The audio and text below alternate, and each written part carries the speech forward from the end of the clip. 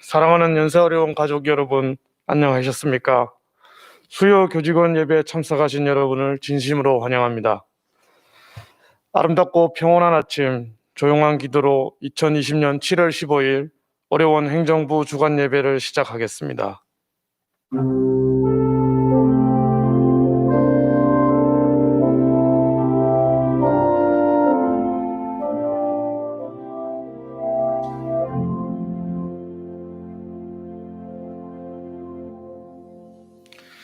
이제 다 함께 일어나셔서 찬송가 64장을 한 목소리로 부르시겠습니다.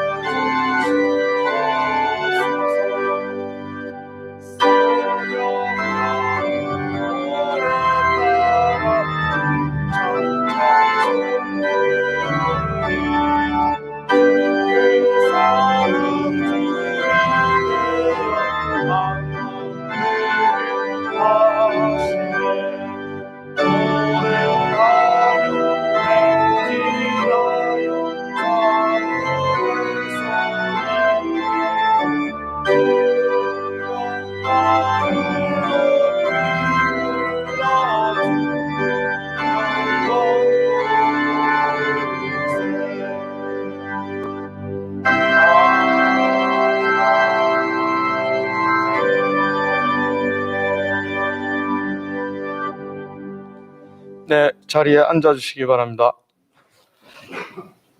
네, 이제 어려운 재무회계팀에서 수고하시는 한성욱 파트장님 나오셔서 우리를 대표하여 기도해 주시겠습니다.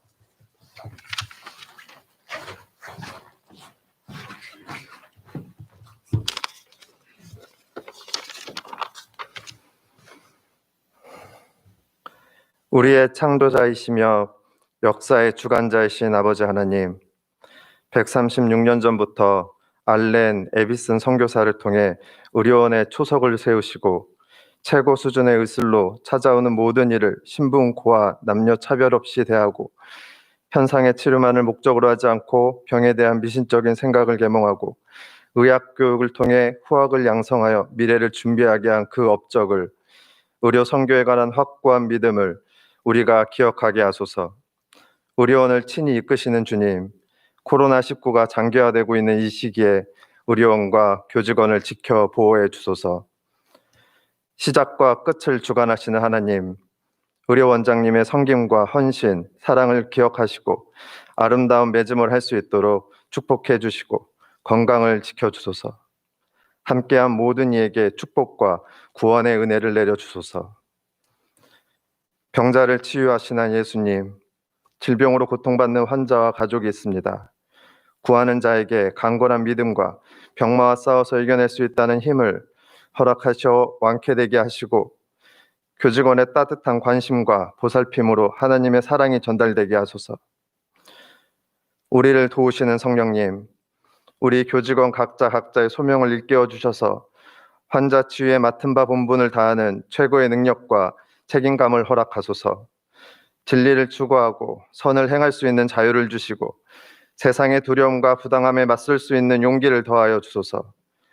우리의 손길을 통해 살아나는 생명을 보게 하시니 감사합니다. 특별히 무더위 가운데 선별진료소에서 헌신하는 교수님, 간호사의 흘린 땀과 감염 예방을 위해 노력하는 교직원, 에스텍 및 파견 직원을 기억하시고 축복을 내려주소서. 오늘 말씀을 전하는 윤도훈 의료원장님께 말씀의 기름을 부어주시고 말씀을 듣는 우리의 심령을 깨워 헌신을 결단하는 귀한 예배의 시간으로 인도하여 주소서. 우리의 모든 죄를 사하시고 죽기까지 사랑하신 우리 주 예수 그리스도의 이름으로 기도드렸습니다. 아멘.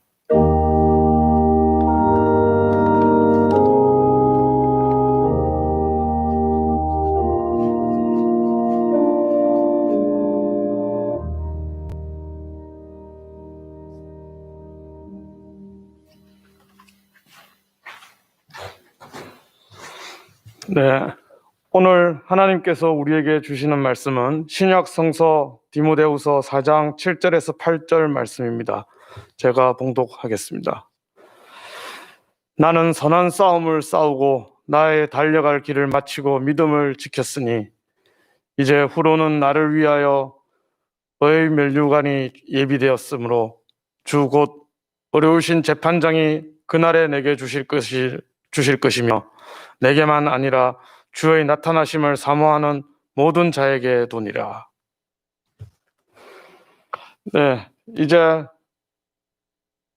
임기가 16일이나 남으신 윤도흠 의무부총장님 겸 의료원장님께서 나오셔서 감사라는 제목으로 말씀해 주시겠습니다. 말씀 전하실 때 많은 죄송합니다. 이 사회를 좀 자주 했어야 되는데 제가 1년 전에 하고 오랜만에 해가지고 죄송합니다.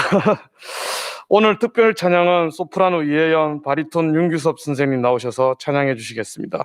아름다운 찬양이 여러분의 영혼에 위로가 되기를 바랍니다.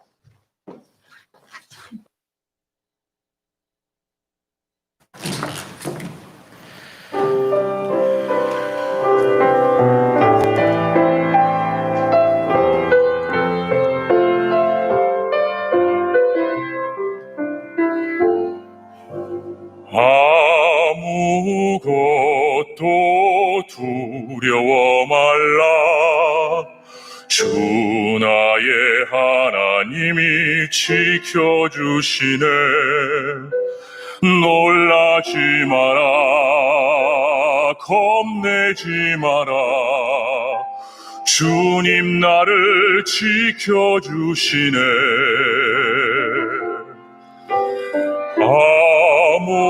아무것도 두려워 말라. 주 나의 하나님이 지켜주시네. 놀라지 마라. 겁내지 마라. 주님 나를 지켜주시네.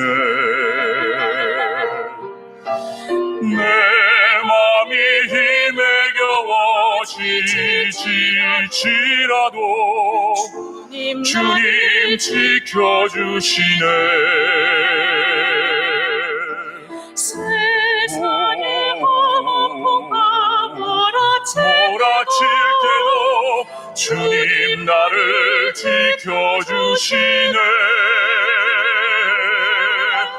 주님은 나의 산소, 주님은 나의 요새, 주님은 나의 소망, 나의 힘이 되신 여호와.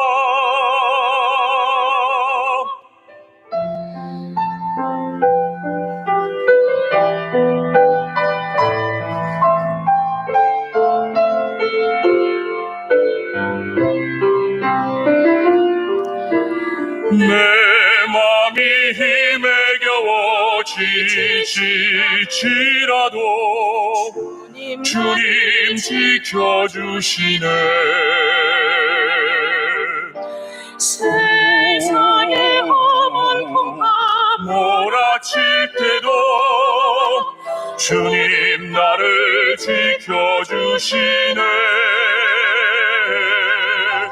주님은 나의 산성, 주님은 나의 요새, 주님은 나의 소망, 나의 힘이 되신 여호와. 주님은 나의 산성, 주님은 나의 요새, 주님은 나의 소망, 나의 힘이 되신 여호와. 나의 힘이 되신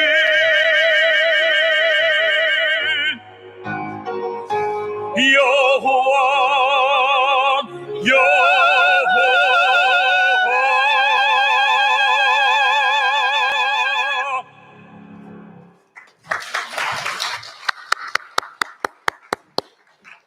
네, 특별 찬양 감사드립니다. 제가 사회 볼 때 웬만하면은 실수를 안 하는데 오늘은 실수를 해서 죄송합니다. 주님께서 용서해 주시리라 생각합니다. 이제 방금도 말씀드렸지만 아직도 임기가 2주 이상 남으신 윤도엄 업무부총장 겸 어려원장님 나오셔서 감사라는 제목으로 말씀해 주시겠습니다. 말씀 전하실 때 많은 감동과 은혜의 시간이 되시길 바랍니다.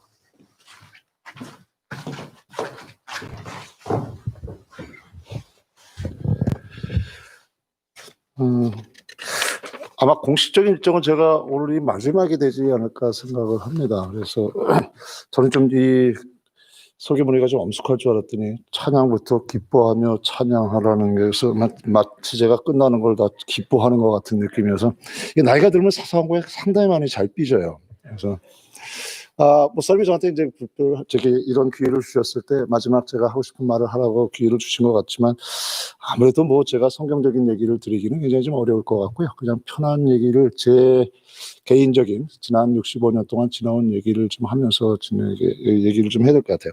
보통은 제가 가능한 한 이 원고를 잘 안 읽습니다. 안 읽고 그냥 얘기를 하는데 오늘은 얘기하다가 또 가슴이 울컥할까 봐 원고를 좀 써왔습니다. 그래서 좀 이해를 해주시기를 좀 부탁을 드리면서 그냥 제 자신 얘기를 좀 편하게 좀 얘기를 좀 드리겠습니다.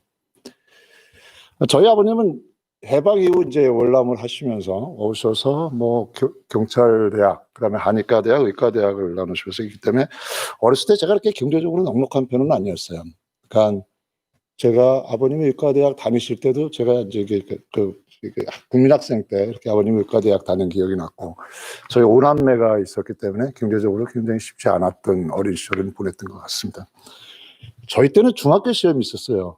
아마 이병수 선생님도 중학교 시험 봤을 것 같은데 저희가 중학교 시험 본 마지막 세대입니다. 중학교 시험에서 1차에 떨어졌어요. 제가 그 2차를 가서 3년 동안 굉장히 힘들었어요. 제가 괜히 열등감도 많이 느끼고 그 당시는 이제 제3공화국 들어와서 국가와 사회를 위해서 어떤 일을 해야 되냐라는 게 이제 우리 학생들의 마음에서 있었는데 굉장히 열등감을 느끼면서 과연 내가 이 국가와 사회를 위해서 무슨 일을 할 수 있는 존재가 될까?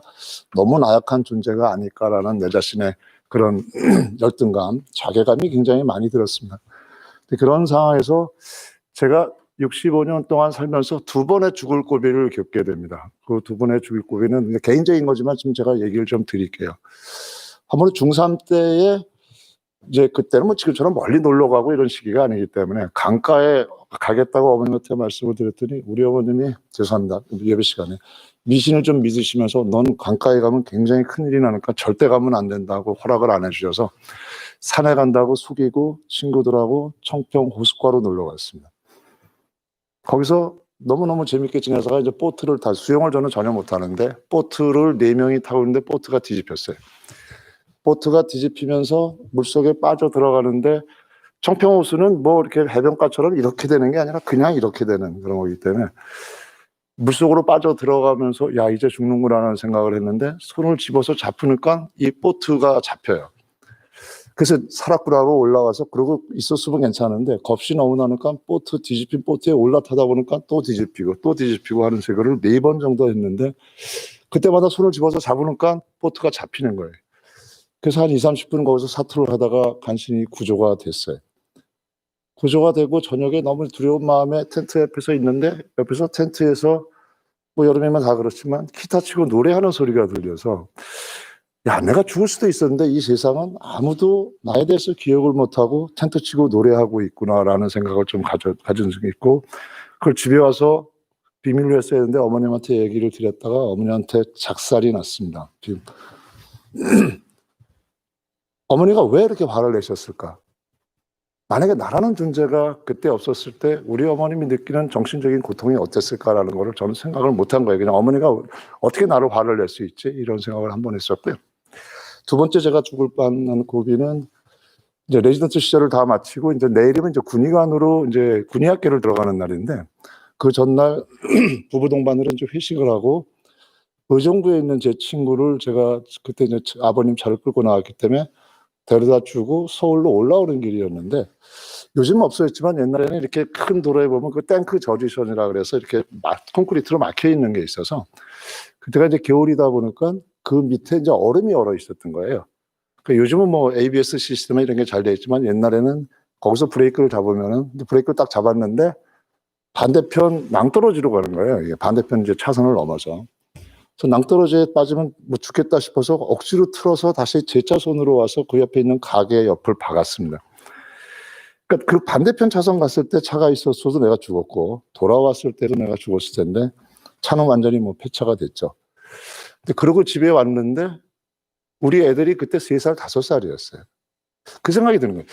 내가 여기서 죽었으면 저놈들이 앞으로 겪게 될 경제적인 고통이 얼마나 클까라는 생각을 한 거죠. 그러니까 부모님에게 물려드려야 되는 정신적인 고통, 내 자식들이 겪어야 될 경제적인 고통을 느끼면서 아, 내가 여태까지 내 자신의 존재 가치가 없다고 생각했던 게 아니라 내 자신이 굉장히 소중한 사람이로구나. 내가 잘못됐을 때 내 주변 사람들, 내 있는 사람들이 얼마나 나로 인해서 고통을 겪게 되는구나. 그러니까 나의 존재감을 깨달았지만 나를 생각하는 많은 사람을 위해서도 나는 살아야 될 목표가 생긴다고 생각을 했습니다. 그다음부터 이거는 제가 주변 사람들에 대해서 주변 사람을 아프게 하지 않기 위해서라도 나 자신이 좀 잘 돼야겠다는 어떤 그런 생각을 좀 많이 하게 됐고요. 지난 10년 동안 저는 간호부원장, 진료부원장 4년을 했고 병원장 2년을 하고 의료원장 4년을 하는 행운을 누렸습니다.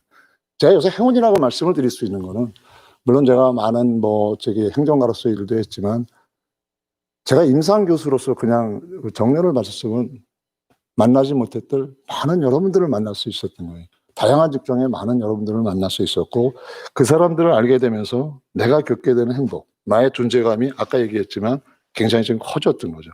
그러니까 그 사람들을 위해서 내가 그 사람들에게 고통을 주지 말아야 되는 나에게 힘든 일이 생기면 그 사람들이 더 마음이 아파한다는 생각을 했고 나의 인생관이 좀 많이 바뀌는 그런 계기 중에서 가장 행복하다고 제가 얘기할 수 있을 것 같아요. 슈바이처 박사 얘기를 잠깐 해볼까요? 슈바이처 박사에 대해서는 뭐 제국주의의 뭐 천병이니 이런 얘기도 많이 있지만 우리가 알다시피 그분은 의사이기도 했지만 그 전에 철학과 신학 학위를 취득한 분이었어요. 이분이 이제 아프리카 가기로 결심했을 때 주변에 많은 동료들이 반대를 했다고 합니다. 반대한 이유가 네가 신앙을 갖고 아프리카 가서 이렇게 치료하는 거는 굉장히 괜찮지만 한번 바꿔서 생각해 볼래? 너같이 이 문명사회의 모든 걸로 터득한 사람이 이 문명사회에 남아서 많은 부를 축적하고 그 부를 축적을 통해서 너 혼자 가서 아프리카 가는 것보다 네 부를 통해서 10명의 선교사를 보낼 수 있다면 그게 더 아프리카인들에게 도움이 되지 않는가를 얘기를 했답니다. 그때 슈바이처 박사는 그 10명을 보내서 그거보다 내 자신이 가서 내 주변에 만날 수 있는 사람들을 위해서 나는 간다고 얘기를 했더라고요. 그리고 한 달 전쯤에 간호대 오가실 교수님이 1억을 기증하면서 우리가 같이 시간을 가졌습니다. 그분 부부들도 보면은 몽골이나 이런 쪽에서 사역을 하시면서 직접 우리가 몸으로 뛰면서 오는 그런 거의 가치를 충분히 얘기하셨던 분들이 아닐까 생각을 합니다. 저는 인턴 레지던트 군의관 펠로우 10년을 거쳐서 강남에서 8년을 일했고요. 98년이죠. 98년부터 지금까지 22년을 이 신촌 세브란스에서 근무를 하게 됐습니다.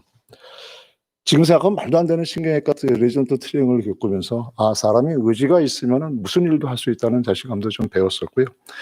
하지만 제가 모교에 남을 수 있는 행운을 얻게 되면서 제 능력 이상으로 이 모교의 혜택을 받아서 정말 많은 환자도 받습니다. 그러면서 우리 세브란스 역사의 전통성을 제가 배우게 됐고 나라는 존재도 우리 세브란스의 역사의 어떤 수레바퀴 속에서 한 롤을 담당해야지라는 그래서 이 세브란스에게 내가 뭘 돌려줄까도 많이 고민을 했죠. 하지만 지나온 이렇게 생각해보면 제가 잘한 일보다는 제가 잘못한 일, 후회한 일들이 훨씬 더 많이 떠오르는 거예요. 내 자신, 너무나 내 자신의 원칙을 세워놓고 내 원칙에 맞지 않은 사람들에 대한 비난도 많이 했고요. 그래서 신경외과 학회 같은 데 가면은 내가 10개의 데이터를 갖고 있으면 2개의 데이터를 갖고 발표하는 사람들을 위해서 질문을 하면서 괴롭히기도 많이 했습니다. 그 일들은 저기 병원에서 제 후배들 아니면 제가 행정을 하면서도 어떤 면에서 많은 상처를 준 많은 분들에게는 진심으로 이 자리를 빌어서 용서를 빌고 떠나고 싶습니다. 아리스토텔레스가 한 말 중에서 이런 말이 있다 그래요. 어떤 물질이 있을 때 그걸 원하는 사람도 있고 원하지 않는 사람도 있지만 모든 사람이 원하는 게 딱 하나 있다면 그거는 행복이라고 합니다. 행복을 우리가 그러면 어떻게 정의를 할까요?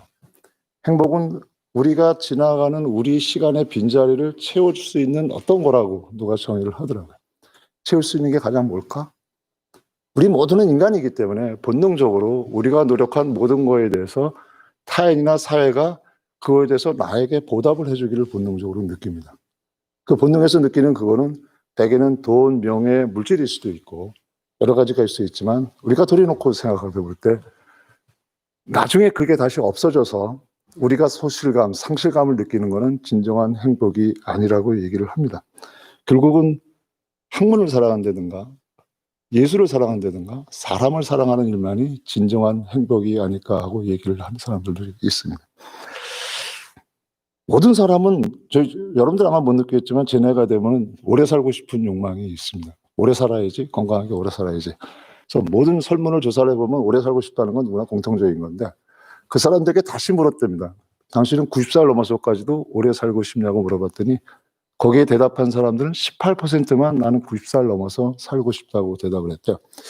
아시는 것처럼 그 말의 의미는 이런 걸 겁니다. 내가 오래는 살고 싶지만 행복하고 건강하게 사는 오래 삶을 원하는 거지 그냥 무조건 되고 나이만 많이 먹어서 오래 사는 건 옳지 않는다고 느껴진 거죠.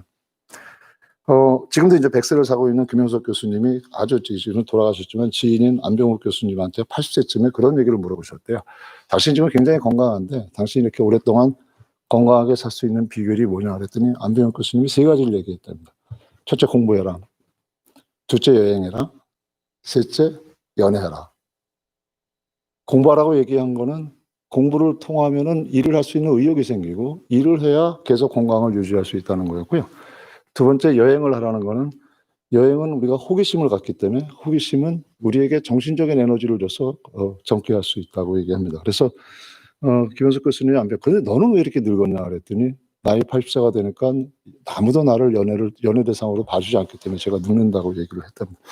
여기서 얘기하는 연애의 대상은 남녀의 관계일 수도 있고 내 친구의 우정일 수도 있고 아니면 내가 국가나 사회에 대한 사랑일 수도 있다고 생각을 합니다.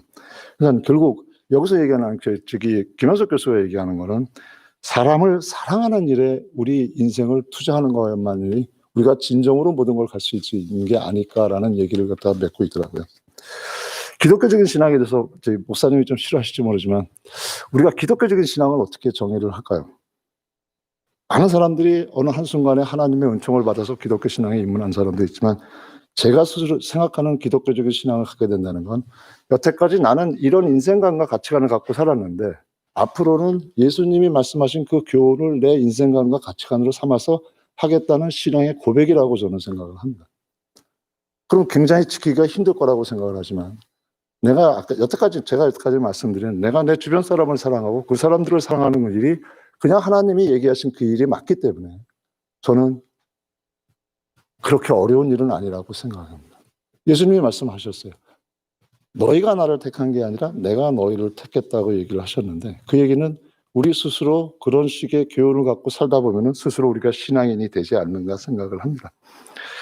데살로니가 전서 5장 8절에 우리가 항상 좋아하는 항상 기뻐하라, 쉬지 말고 기도해라, 범사에 감사하라 라는 뜻이 있습니다. 범사에 감사하라. 내가 힘든데, 이렇게 힘든데 어떻게 범사에 감사할 수 있을까? 성경에 나오는 욥기나 이런 쪽에서 오는 분들은 진짜 대단한 분이지만 대부분의 우리는 그럴 수 있는 능력은 없다고 생각을 합니다. 근데 저는 그걸 좀 확대해서 얘기를 하고 싶어요. 항상 우리는 우리 중심으로서 얘기를 하니까 내가 힘들 때 내가 감사하기는 힘들 수 있을지언정, 그래서 우리가 코로나 사태가 터져서 우리가 어떻게 됐습니까? 너무너무 많은 사람이 힘들었지만 그 과정에서 많은 국민들이, 우리 의료인들이 얼마나 힘든다는 것을 인정을 해줬잖아요. 저 사람들을 위해서 뭘 할 수 있는 그런, 그러니까 넓은 차원의 나와 타인의 제3자를 보면은 우리 주변에는 항상 범사에 감사할 수 있는 게 굉장히 많다는 거죠. 이런 긍정적인 에너지가 우리 사회에 굉장히 좋은 에너지를 미칠 거고, 이런 게 결국 우리 세브란스가 일어난 밑거름이 아닐까 생각을 합니다. 제 의과대학 동기면서 굉장히 친한 친구인 정신과의 양창순 선생님이라는 원장이 있습니다. 그 친구가 쓴 사랑을 느낄 때 던져야 될 질문들이라는 책이 있는데, 나중에 한번 시간 되면 읽어보십시오. 거기에 이제 그런 얘기가 나오는데, 인간이 아담과 하와가 선악과를 먹고 낙원을 잃었지만 남녀의 육체적인 결합을 통해서 사랑과 친밀함에서 얻어지는 행복을 느낄 수 있었고, 출산의 고통을 느꼈지만 그 출산을 통해서 태어난 아이가 성장하는, 키우는 기쁨을 느꼈고, 아담이 그렇게 일을 하고 힘들었지만 힘든 끝에 오는 추수의 기쁨을 누렸다. 사랑이라는 건 항상 고통이 수반하지만 그 결과로 볼 때는 우리가 얼마인지 투자할 가치가 있다. 그러니까 사랑이라는 건 의존하는 게 아니라 의지하는 거고, 서로의 마음을 열고 감정을 공유하는 거다. 그럴 때 우리는 범사에 감사할 수 있는 좀 더 폭넓은 마음이 생기지 않을까 저는 생각을 합니다. 마지막으로 좀 제가 이런저거 해서, 아까도 찬양에서 나왔지만 제가 하나씩 되게 좋은 글 하나 낭독해 드리고 마무리를 하고자 합니다. 당신은 귀한 분입니다. 힘들어하지 마세요. 좌절하지 마세요. 두려워하지 마세요. 당신 때문에 때로는 웃고 행복해하며 당신이 주는 그림으로 살아가는 사람도 있습니다. 당신 때문에 살만 난다고 하는 사람도 있고 위안이 되고 감사해야 하는 사람이 있습니다. 당신도 그 누구 때문에 위안을 받기도 하고 감사해야 하지만 당신 때문에 그 모든 것을 받아들이는 사람도 있다는 것을 잊지 마세요. 고향 같은 포근한 당신이 있기에 오늘도 행복한 미소를 지어봅니다. 당신은 귀한 존재입니다. 여러분 모두는 저에게 너무나 귀중한 존재였고 제가 살아가는 삶의 가치였습니다. 지난 시간 여러분들하고 함께 할 수 있었기에 저는 너무 행복했었고, 조금 먼저 소중한 추억을 갖고 여러분 곁을 떠나겠습니다. 여러분 진심으로 사랑했고 앞으로도 사랑하고 고마웠습니다. 제 영혼 마음속 끝까지 여러분들의 사랑을 기억하겠습니다. 감사합니다.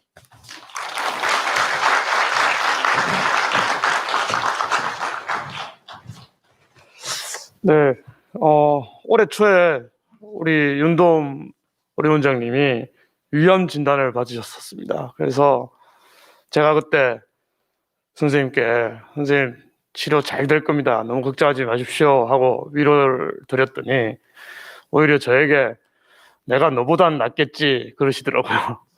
그러시더니 정말로 저보다 훨씬 빨리 복귀하셨습니다. 그래서 앞으로 윤돔 선생님 계속 건강하시고 행복하시길 기원합니다. 네, 오늘 기도해 주신 한성욱 파트장님, 그리고 찬양해 주신 소프라노 이혜연 바리톤 윤규섭 선생님, 안내를 해주신 어려운 행정부 등 순서를 맡아주신 모든 분들께 감사를 드립니다. 다음 주 수요 교직원 예배 말씀은 미래목회와 말씀연구원 이사장으로 계시는 김지철 목사님께서 말씀해 주실 예정이고, 안내는 재활병원 재활 1팀에서 해주시겠습니다.